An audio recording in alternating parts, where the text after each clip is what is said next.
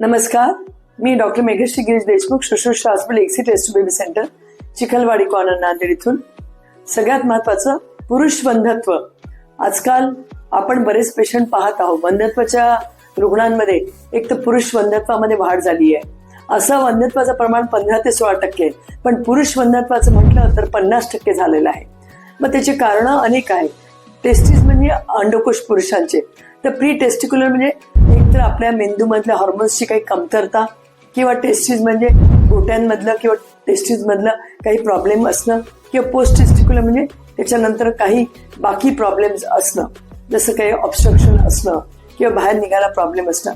तसे pre testicular, testicular, post testicular असे 3 कारणं असतात, आणि त्या कारणांमुळे बरेचदा शुक्राणूमध्ये फरक जाणवला आहे.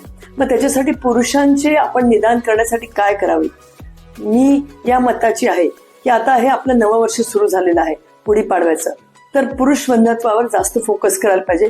कारण आपण प्रत्येक ठिकाणी पाहतो की स्त्रिया किंवा विमेन एम्पॉवरमेंट, की स्त्रिया अगदी प्रगतिशील व्हाव्या आणि स्त्रियांचे तपासण्या केल्या जातात प्रत्येक वंध्यत्वाच्या क्लिनिकमध्ये.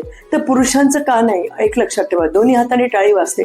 त्याच्यामुळे पुरुषांचं जर तपासणी करायची असेल तर पहिली म्हणजे सीमेन अनालिसिस किंवा वीर्य तपासणी.